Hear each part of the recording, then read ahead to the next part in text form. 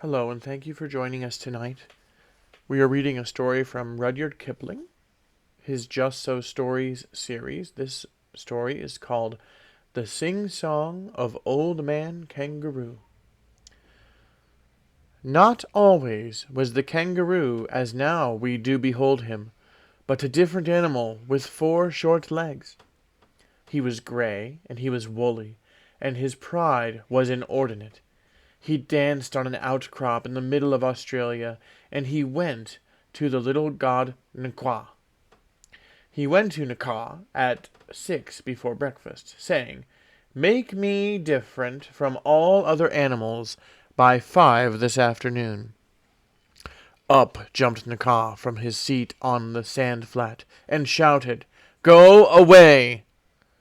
He was gray, and he was woolly, and his pride... Oh, wrong one. He went to Naking. Wait, I messed up a line. Wait a moment, please. Go away. He was gray, and he was woolly, and his pride was inordinate. He danced on a rock ledge in the middle of Australia, and he went to the middle god, Naking. He went to Naking at 8 after breakfast, saying, "Make me different from all other animals.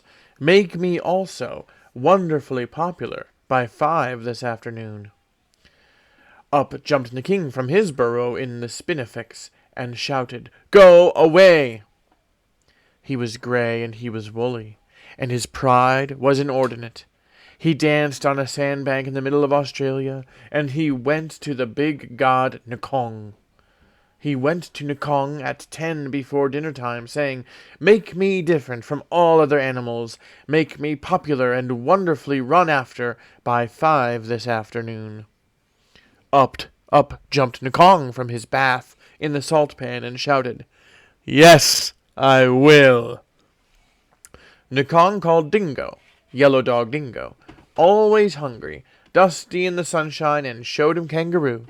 Nkong said, "Dingo, wake up, Dingo. Do you see that gentleman dancing on the ash pit? He wants to be popular and very truly run after. Dingo, make him so." Up jumped Dingo, Yellow Dog Dingo, and said, "What, that cat rabbit?" Off ran Dingo, Yellow Dog Dingo, always hungry, grinning like a coal scuttle, ran after Kangaroo. Off went the proud kangaroo on his 4 little legs like a bunny. This, O beloved of mine, ends the first part of the tale.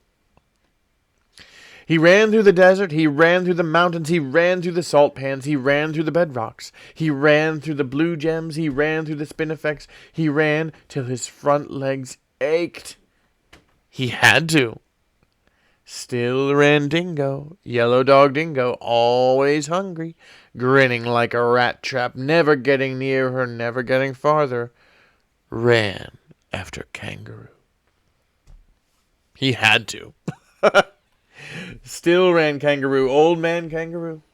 He ran through the tea trees, he ran through the mulga, he ran through the long grass, he ran through the short grass, he ran through the tropics of Capricorn and Cancer, he ran till his hind legs ached. He had to. Still ran Dingo, Yellow Dog Dingo, hungrier and hungrier, grinning like a horse collar, never getting nearer, never getting farther, and they came to the Walgong River. Now there wasn't any bridge, and there wasn't any ferry boat, and Kangaroo didn't know how to get over. So he stood on his legs and hopped. Well, he had to. He hopped through the flinders. He hopped through the cinders. He hopped through the deserts in the middle of Australia. He hopped like a kangaroo. First he hopped 1 yard, then he hopped 3 yards, then he hopped 5 yards, his legs growing stronger, his legs growing longer. He hadn't any time for the rest or refreshment, and he wanted them very much. Still ran Dingo, Yellow Dog Dingo, very much bewildered, very much hungry, and wondering what in the world or out of it made old man Kangaroo hop. For he hopped like a cricket, like a pea in a saucepan, or a new rubber bell on a nursery floor. He had to. He tucked up his front legs, he hopped on his hind legs, he stuck out his tail for a balance weight behind him, and he hopped through the Darling Downs. He had to. Still ran Dingo. Tired dog Dingo. Hungrier and hungrier, very much bewildered and wondering when in the world or out of it would Old Man Kangaroo stop.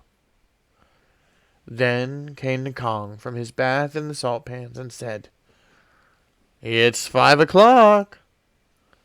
Down sat Dingo. Poor dog Dingo.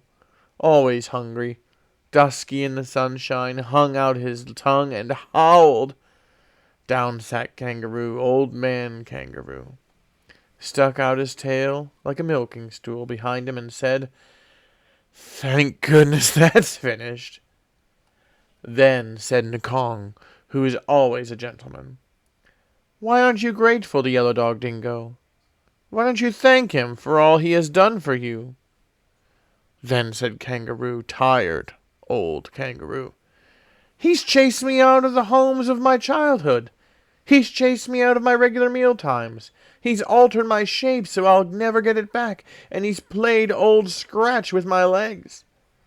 Then said Nakong, "Perhaps I'm mistaken. But didn't you ask me to make you different from all other animals, as well as to make you very truly sought after? And now it's 5 o'clock." "Yes," said Kangaroo. "I wish that I hadn't. I thought you would do it by charms and incantations, but this is a practical joke." "Joke," said Nakong from his bath in the blue gems. "Say that again and I'll whistle up Dingo and run your hind legs off." "No," said the Kangaroo. "I must apologize. Legs are legs, and you needn't alter 'em so far as I'm concerned. I only meant to explain to your lordliness that I've had nothing to eat since morning, and I'm very empty indeed." "Yes," said Dingo, Yellow Dog Dingo, "I am just in the same situation. I've made him different from all other animals, but what may I have for my tea?" Then said Nakong from his bath in the salt pan, "Come and ask me about it tomorrow, because I am going to wash."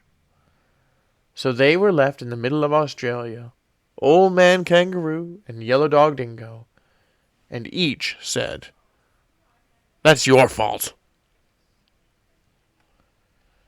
That was the end of the sing-song of Old Man Kangaroo. Thank you so much for listening. Good night, everybody.